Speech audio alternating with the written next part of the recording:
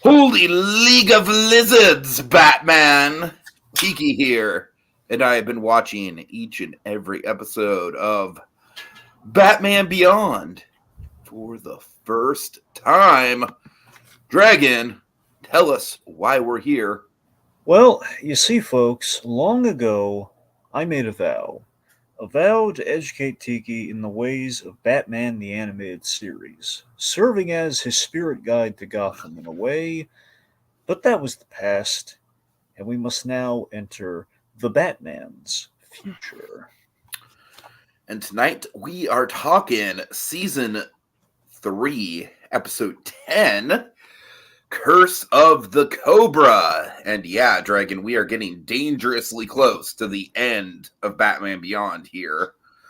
So I gotta tell you, man, I think this episode, for me personally, there's a couple really good things about it. I really do like, I think that this is definitely one of the better Max episodes. I definitely think that Cree Summers was able to flex her skills in this episode. One or two fun, if brief, interactions between her and Bruce Wayne. I gotta tell you, though, I think the plot of this episode is a little all over the place. I think the actual titular Cobra League, or whatever they are, I think they're just painfully generic. I've got to tell you, Dragon, just painfully generic bad guys. It's kind of like they want to do a League of Shadows, but we already had a Ra's al Ghul episode. This feels very redundant to me. I don't know, man. I really didn't vibe with this. I kind of feel like maybe I should have given it a rewatch, but alas, the timing just didn't work out for that. So, I don't know. One or two decent elements. An opportunity to give a Pigeon Man reference with the pizza thing. That's really about it, Dragon. I'm really not feeling... I don't have any harsh feelings towards this episode. I just feel like, once again, it feels very middle of the road. Okay. So let me give you a little context, a little background here. So this was directed, part one was directed by James Tucker. Now, James Tucker, of course, he was very much, was his. This was kind of his directing, not this episode, but this, this show was kind of his directing debut. We had him on Egg Baby, the Emmy bait episode, Ace in the Hole, and Big Time. So again, this is kind of going to old school DC stuff. Cobra is kind of it's very much kind of a Jack Kirby aesthetic, which Bruce Timm loves. So again, it's kind of still fitting in that Silver Age kind of vibe. I guess it's a Kirby aesthetic, but it's the kind of Kirby aesthetic that I'm kind of sick of at this point. Like when I think Kirby, I think of the more like cosmic side of things. That's the cool Kirby. Well, yeah, I know. I'm just telling you, like that's just no, I feel you. I'm just I don't know. Dragon, the Cobra people in this episode, far and away the biggest problem I have with it. We'll get into it anyways. It's not the A Kirby stuff. It's not the A material from Kirby. Right, exactly. Yeah. You have to remember, Kirby, his best stuff was his Marvel stuff, and when he did DC, it was very much like that was kind of him getting back in Marvel. But Kirby, he introduced really great, well, essentially the equivalent to cosmic characters with DC, like Darkseid. That's Kirby. Yeah. So you have some huge mainstays, but didn't really that's the thing. So you had like some big mainstays with Kirby, but his regular DC work, wasn't as like a household name as Marvel was. So sometimes you end up with stuff. It's like, okay, so it's a bunch of snake guys. I mean, on the page, in like circa the 60s to I guess maybe early 70s, they look pretty cool, in a future based show, anyway. Okay, so the writer on this was Rich Fogel. Now he did infamously Centuries of the Last Cosmos, which shows up in this episode. Oh, that checks out. Did Rats and The Winning Edge, which that one was pretty good. Yeah, that was pretty good. So yeah, Rich Fogel, he basically kind of similar to James Tucker. Rich Fogel, he kind of made his bones on this one, where he really got to do all the stuff he ever wanted to on Justice League. Justice League was really his baby, so that's where he really got to really spread his wings. Okay, studio worked on this. Tiki, I'll give you a shocker here. Okay, studio worked on this frozen in amber. It's such a long buried secret. It was cocoa. And beneath the marigolds, encased in the amber, it's all orange, my friend. Beneath all of that, a little sapling of Dong Yang. Oh my god.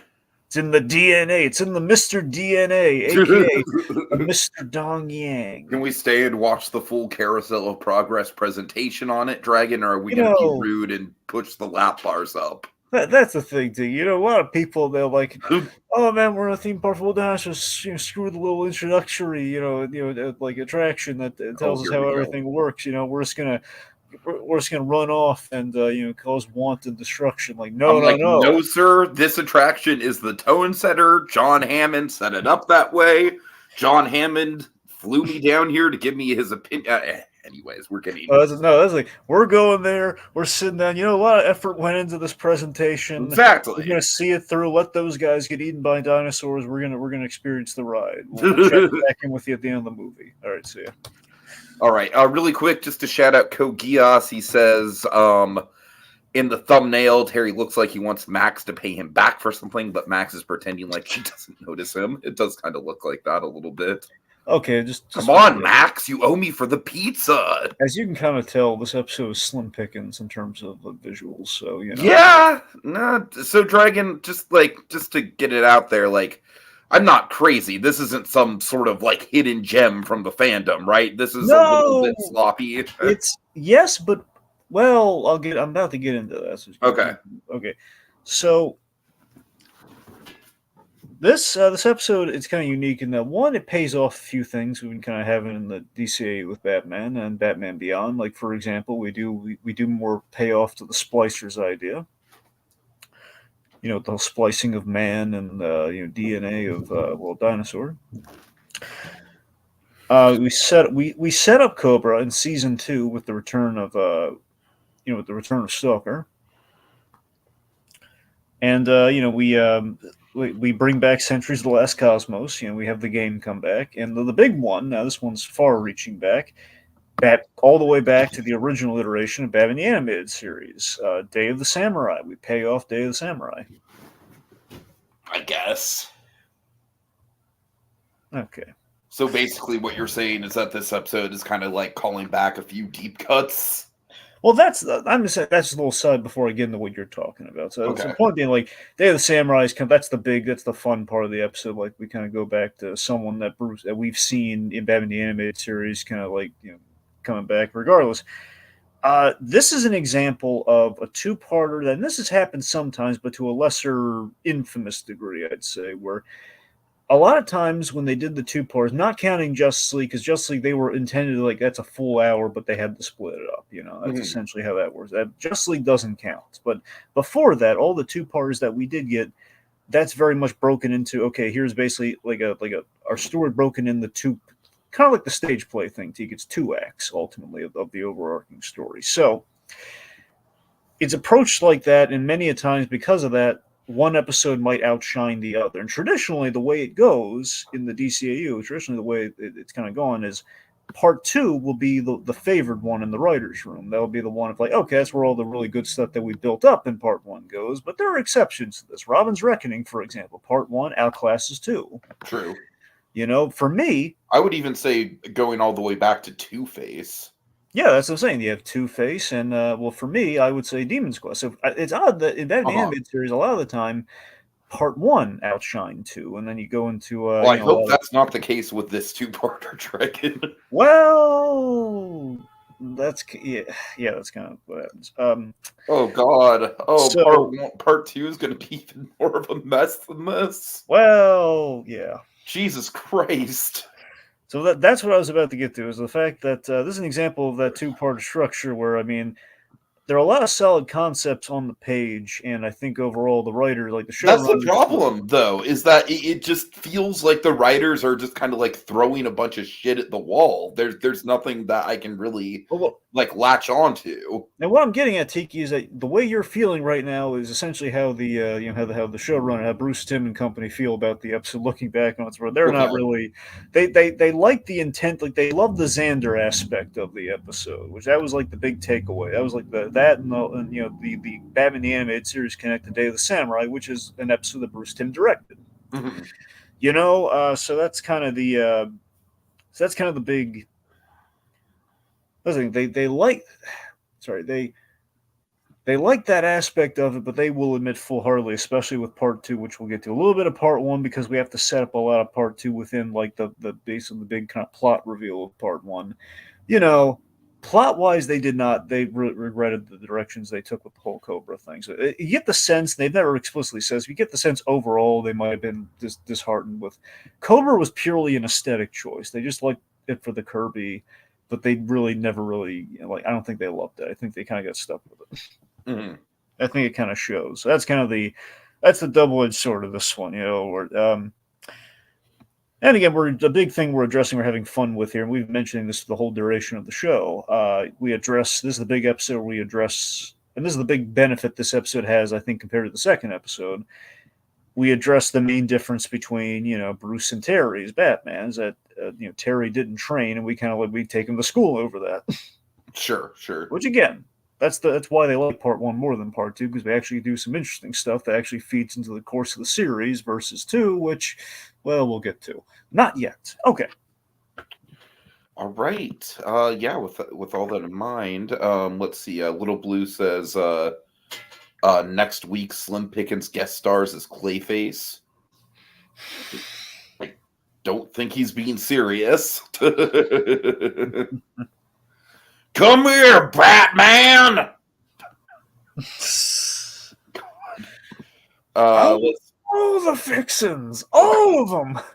Put them on the steak. You see me balking at it, put it on the steak.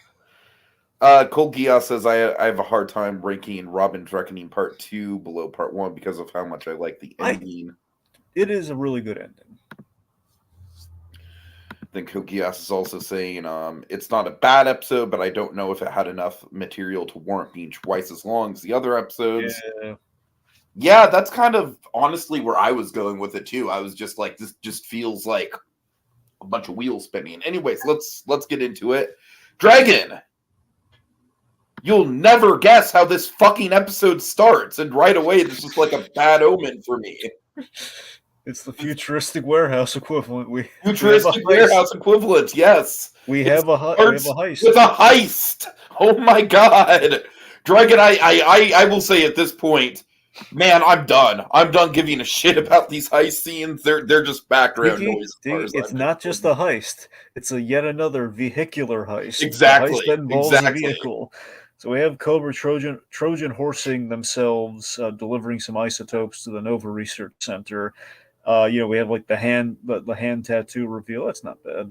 The poor guard, he's just cutting the guy a break. Like, what am I supposed to do with all these isotopes? All right, come on, man. So they heist the thermal bomb, the R-12 thermal bomb. Batman intervenes, got some decent action bits here. He's firing the old batarang disc. It's just like I was literally just saying in my head, like, and they're fighting, fighting, fight.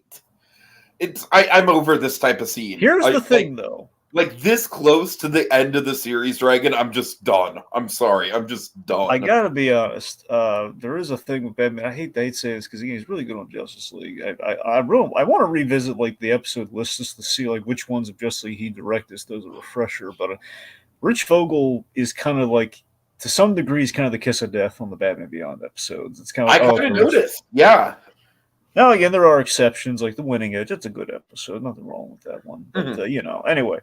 A broken clock can be right twice a day. There you go. Regardless, here's something now. I don't think they put a fine enough point on it. However, I mean, we call it out at the end, which is where it really feeds into our story. But usually we do. I know you're not big on the fighty fight thing, but the fighty fight thing has a point in that We see Terry's shortcomings in the field with his lack of fighting prowess. Now that's important. Yeah, sure. So he's I guess maybe I'm just bitter that it just starts with yet another heist.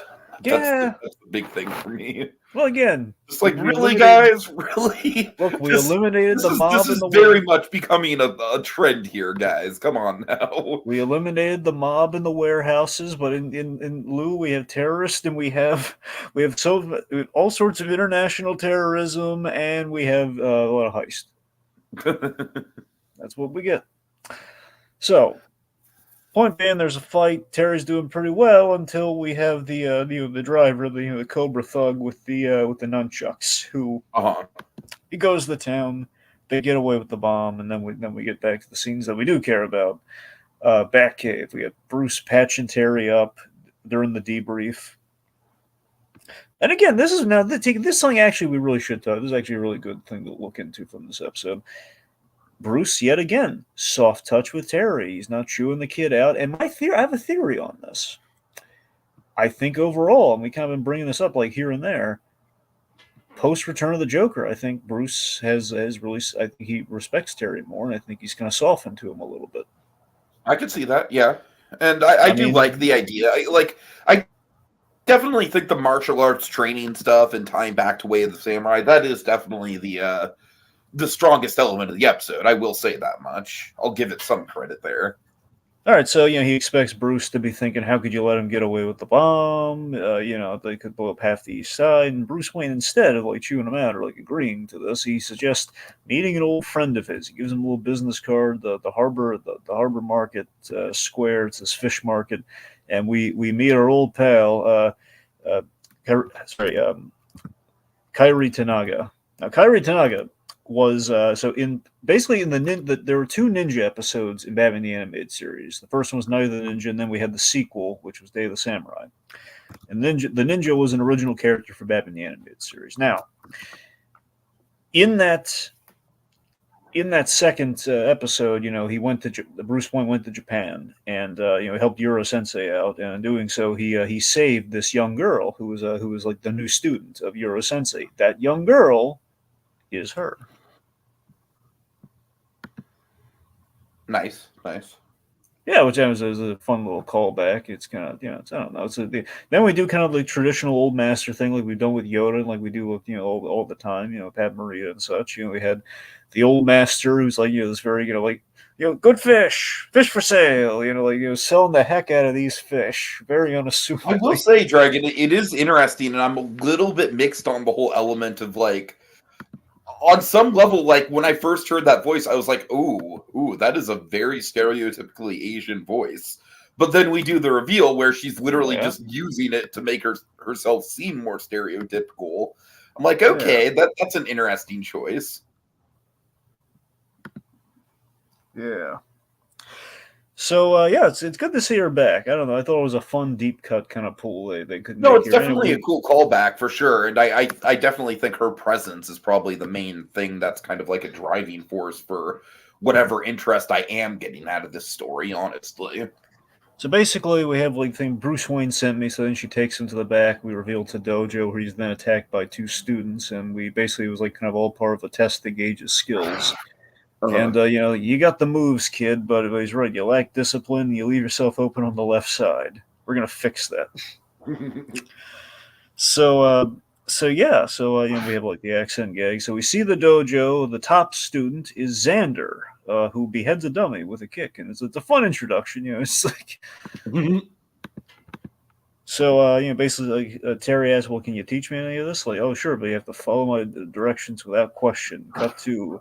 The icky smoothie, the eel juice brown rice smoothie. Right. Yeah. What about you, Tiki? You're a foodie. Would you give this a shot? Absolutely not. And Dragon, I'm pretty sure you know about my egg allergy, right? Yeah. Well, so all those scenes of Rocky mixing the raw eggs, it's that is just the egg allergy in itself isn't fatal, Dragon. It just messes with my mouth, makes my mouth a little puffy. If I were to drink that many raw eggs, then yeah, I probably would just die of allergic reaction in that case. Oh, by the way, it's a little fun fact. The voice of Kyrie. She's actually she played another character, very ancillary, really like a one episode kind of like just a Mr. Exposition character in Batman the Animated Series in Dreams in Darkness, the episode where Batman's basically kind of the Arkham Asylum game prototype, where Batman was injected with fear toxin and he was trying to stop the Scarecrow when he was committed into Arkham Asylum. She was she was Dr. Wu. She was the doctor that tried, that basically told Batman, "You can't go out in this condition. What's wrong with you? Take a sedative and sleep it off." Right.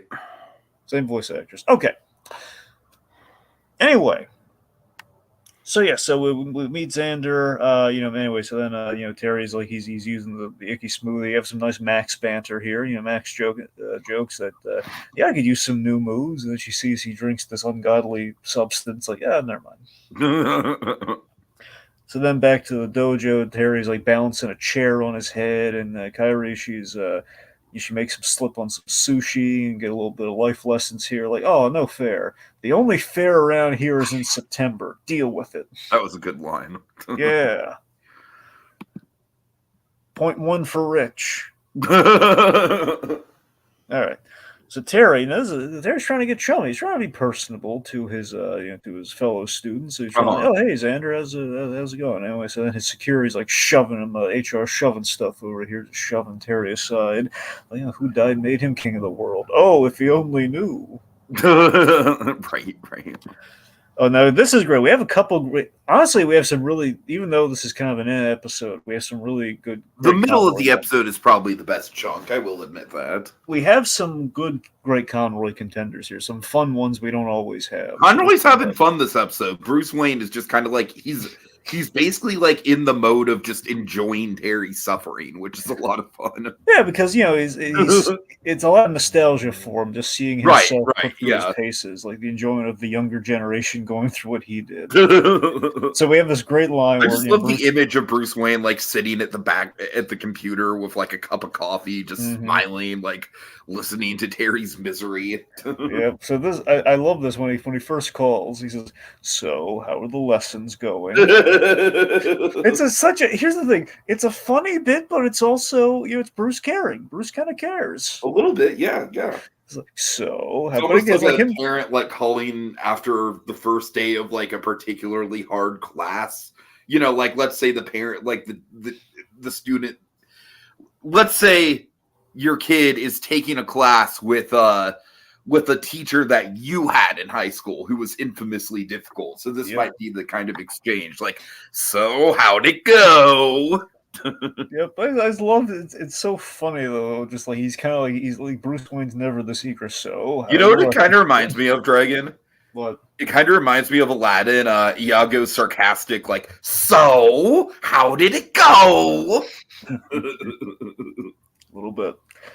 Okay, so let's see. So Terry says, "Well, fine if you're into constant ridicule and humiliation. Like, I don't think I'm gonna get it." And Bruce gives him some nice words of wisdom here, and you get another kind of potential contender. Here's his patience, with a smile. All right. Meanwhile, as this conversation's going on, he's any leads on the bombs right on cue.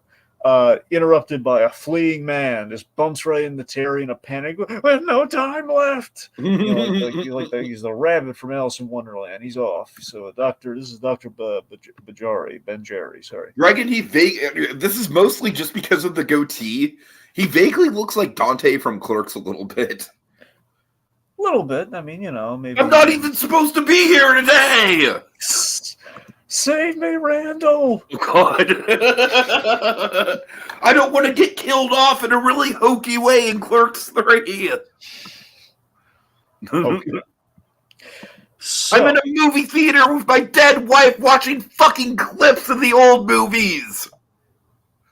All right, I'm sorry. I went too far on that one. Yeah. Any other cheery Clerks 3 anecdotes you want to make, Tiki? Dragon, what I know about Clerks 3 makes me not want to watch it. I'll say that much. I liked it. Anyway. I didn't like Emo Elias. Elias. I didn't like that. Yeah. Anyway, so let's see. So Cobra's trying to get this guy. They catch up to him. They inject him in the neck, with this basically something that kind of zonks him out. Like seems to be alive, but I suspect that's a censorship thing. We can't just have him like shoot him. They have to, he's got to Makes sense. Yeah. to inject him with something. So they search him. They find this vial.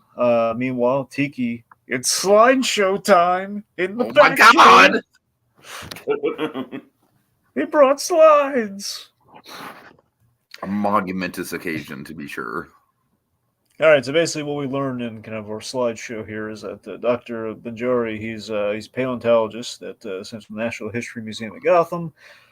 We see basically the smoother, we joked about earlier, but we see the smoother Jurassic Park here. Like basically what if in the actual construction of Jurassic Park they used the technology available at the time, which is like, what if we just did it with CG? We did CG computer right. What if John Hammond just put all of his money into that instead of actually, what if we just did it halfway? I will say, Dragon, it is honestly pretty cool technology, and it is kind of technology that, like, in our current day, we're honestly pretty close to this, honestly, with like how projection mapping has shaped up and everything. I mean, hey, we got the volume. Yeah, exactly. Okay, let's see. So, anyway, so at the National History Museum, again, the whole projection thing, we project all this stuff over the bones, which is neat. We exposit, and this is going to be important for episode 2, Tiki, so take a mental note. We exposit that dinosaurs can survive in subtropic heat. Dinosaurs, dino DNA. All right. Sorry, just need to get that out of my system. So Terry and Max, they need to snoop around and find out what Dr. Benjari knew. So Max, she ends up flirting. This is adorable. So Max ends up flirting and distracting. Eye flutter animation, Dragon. That is probably the single best moment in the whole episode. I mean, Cree Summer is so appealing in this moment too, which I really like. Just like they're hitting on this paleontologist charm. Anyway, so it's basically what I would nickname this paleontologist. Oh God, what? Cool Ross. Cool Ross? Oh hell yes, I love that. Isn't this guy like if Ross were cool? If Ross Geller actually had an inch of social awareness, he would be this guy. Because this guy, clearly he's very into paleontology, but as far as he knows, she is also into paleontology. Right. He's having there's some chemistry there. It's false chemistry, but he's having some chemistry there. The difference between him and Ross is that Ross would go off on a woman regardless of whether or not he actually thought the woman was into paleontology. Exactly. This guy's selective about it, at least. Yeah. He's not you get a sense like I don't think she's bored. Do you? I don't think so. There you go. Okay, so Terry checks the files and he finds, this. Basically, he found about this process for recovering ancient dinosaur DNA. DNA. Yep. Dino DNA. So we have this. We have another great Conroy content. I gotta be honest, it's an unusual, it's an unconventional one, but I do kind of stand by this one because we have this great line where Conroy. It's such a classic Batman line. If he were wearing the cowl, I absolutely buy Batman saying this and getting away with it. Him saying DNA and thermal bombs. What's the connection? Like that's an act break in the original Batman the Animated Series to me, man. That's what I'm saying. It shows like Conroy still got it, and like it's still there. Old Bruce Wayne. I really like that line. Mm-hmm. Okay. So we're back to the dojo. Terry, he's coming along, but he's not quite there yet, and so they go on a dinner break. And that's when we have the big connecting point here. So he has some one-on-one time with Xander, who apologizes for his overprotective guardians, and he offers a little peace offering of the rice cake. Mm-hmm. Terry's like, oh, that's a nice gesture, but man, why does the rice cake have to stink? And then this is where we basically get the Pigeon Man pizza moment. Yep, yes we do. We're getting the pizza talk. Basically, Although I just guess the sell. one difference is that Pigeon Man is just very nostalgic for pizza, and this guy straight up never had pizza. But Exactly. still, it's it's kind of like okay, let's go away from the main setting for a pizza break while bad shit's gonna happen in the interim. Yep. So Terry, ever the salesman of the pizza here, he basically, he's been this guy's been groomed to lead people like a prince, like Uh-huh. the little prince, The and Little Prince. the little prince.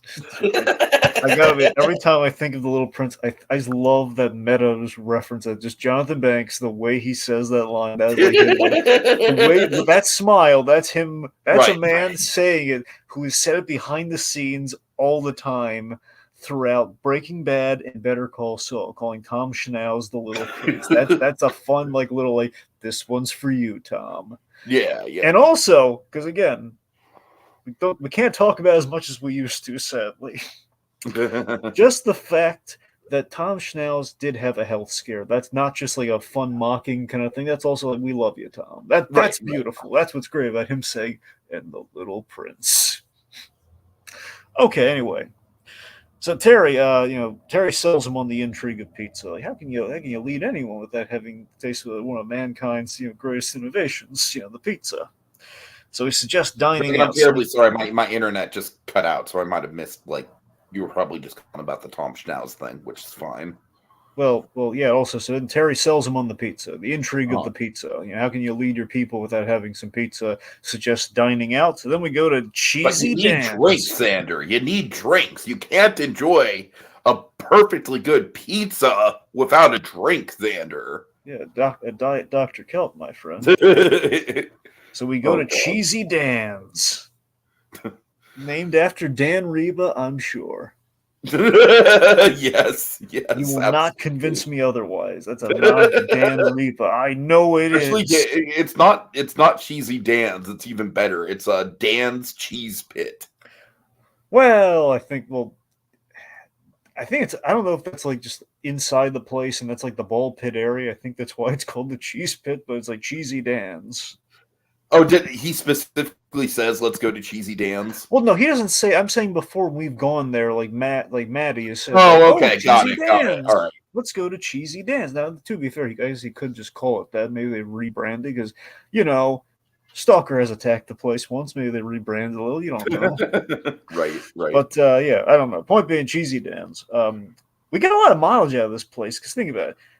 That also serves as our arcade. They basically Cheesy Dan's is kind of like Dave and Buster's meets Chuck E. Cheese. So it's basically Well, I it's mean, hooked to be up. fair, David Buster's basically is just adult Chuck E. Cheese. That's Well, pretty much the function well, it serves. but I'm just saying we do have the tradition because of the time period in which this happened. We still have like the play area, like a Chuck E. Cheese. That's true, yeah. Oh god, that is one thing Dave and Buster's could use is just like an adult play place. Wouldn't that be amazing? I would love that. The play place is this wonderful nostalgic thing. Just the idea. Just imagine this. Again, I know for health reasons, then you're gonna realize, yeah, that's probably not a good idea. But how adorable is just the idea of like imagine hanging out and just like chatting with friends in a ball pit. Dragon, I have a super fucking nostalgic play story. Would you like to hear it? I guess. Okay, really quick. So, at my local Chuck E. Cheese, there was, of course, a tube structure that overlooked. You had like the main pizza, kind of like restaurant area, and where you had all the booths and stuff, and the tables for birthdays and stuff, and then of course you had the stage with the animatronics. So in this tube area, there was this cage. I'm not sure how many Chuck E. Cheeses had this, but basically the idea of this cage is that as when you jumped on the cage, it would make different animal noises. But anyways, Dragon, I vividly remember because the cage gave you like the perfect front-facing view of the animatronic stage. I would just chill in this cage and watch the animatronic show, and it was like the most fucking comfortable thing in the world, my friend. I remember like every time I go to Chuck E. Cheese, it would be like basically like my box seat for the animatronic show. Oh, good times. Good times. Yep. Anyways. But still, isn't that just kind of a nice idea of like this closed environment with just kind of something kind of fun? Like, oh man, look, there's a ball pit. Just imagine he's gonna hang out and just kind of converse and That's what I'm stuff. It's saying, Dragon. It's so comfortable. like a clubhouse kind of vibe. Exactly. It is a clubhouse vibe. Yeah. Yeah. All right. Anyways. Anyway. So, okay. So anyway, so they go there. The plan. Terry goes over the plan. Okay, we're here. In and out. Grab a slice and basically play a video game while they wait. Uh-huh. Also, by the way, again, it's a Bloodsport hooked up in Century's Last Cosmos in this episode. We've gone the cheesy dance quite a bit. Right. All right, so Max shows up. Max is there. She likes hanging out there, playing the video game. So she ends up meeting Xander, and it's love at first sight. So she said basically Terry says, "Hey, show the man the vid games, would you?" It's like, "Today you become a man, my son." Wait, what? I think we've all imagined Cree Summer saying that to us at some point. Oh God. Okay. Now we have this cracks me up, and I wonder if you. I have a feeling you didn't notice this, but if you really pay attention during this little video game section of Centuries of the Last Cosmos, they reused Terry's design wearing the Centuries of the Last Cosmos costume from that episode. So basically, if you look, that's not Xander's face on that guy. That's Terry's face. Oh yeah, I didn't notice that, but now when you point it out, it's like blatantly obvious. That's really funny. Yep. That's the thing. I mean, no one cares about that Centuries episode. They figured, who's going to care? All right. So they play, Max wins, and Xander's really impressed. He's kind of impressed, but also infuriated by this. He never loses. Everyone's either let him win or he's just always been like the top of the game. He's never played a video game before either, I guess. But so this fascinates him. And a little shadow that he might not take that well. Right. I never lose. But he kind of likes her. He kind of respects her for it, and it's sort of that thing where you have like all these, these. You respect her, but at the same time, it is very much a good foreshadow of like, but you don't understand. Like it's against my principle. Yeah, and it's also that thing. Ultimately, they have like it's the old ruler thing, where all the old rulers and despots and all the powerful men, they always have like attraction to the women that challenge them. So, and I think in some sense, maybe that's what he's picking up on here. Right. Yeah. Okay. So it's pizza time. He finally has the pizza. Time. Yep.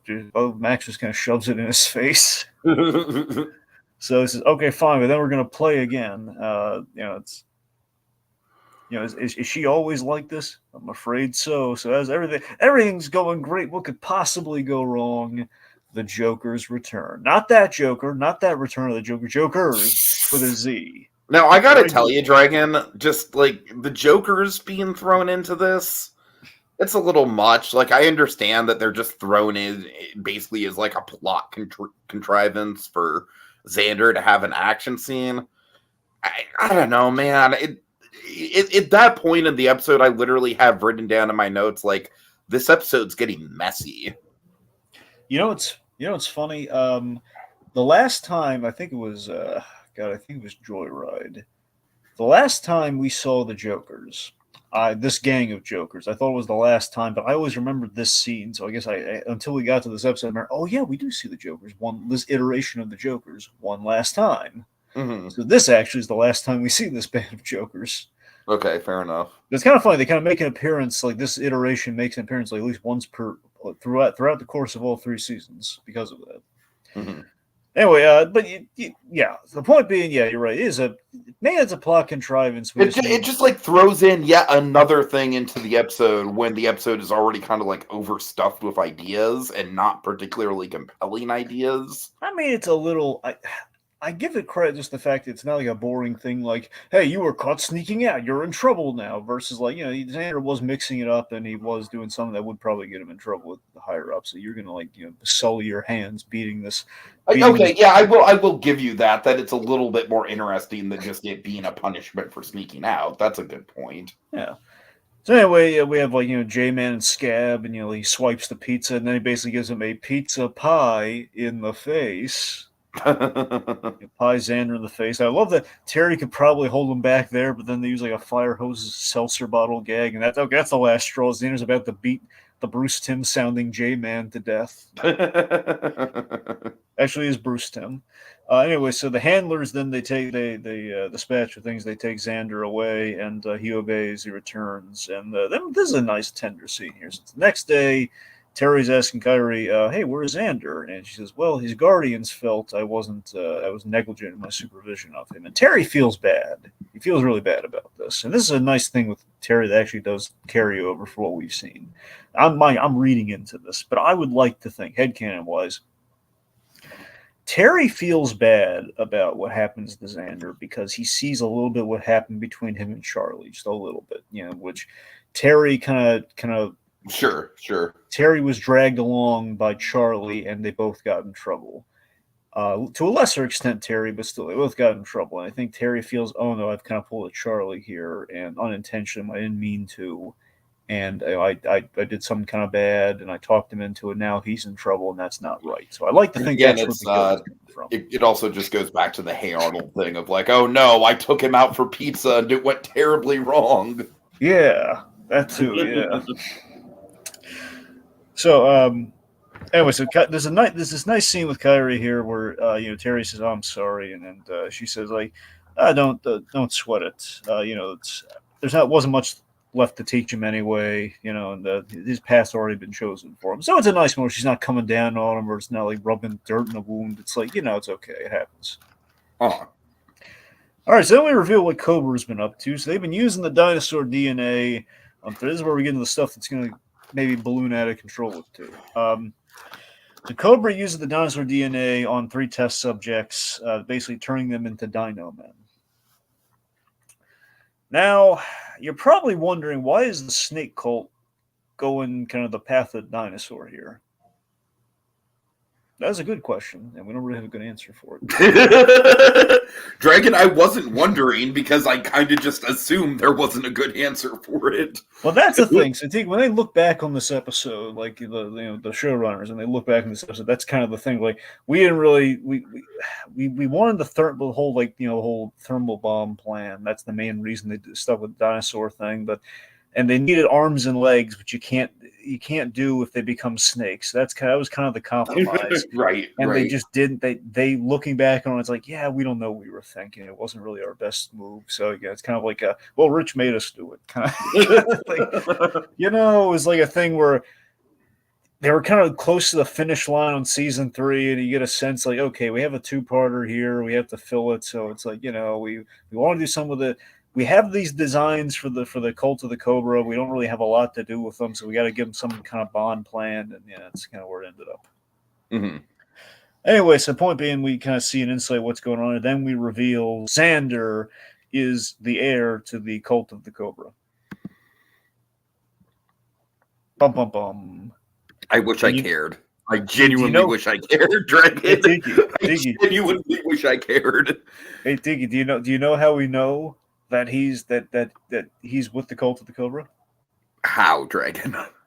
Because he's holding a snake. Ooh. Oh my God! Symbolism.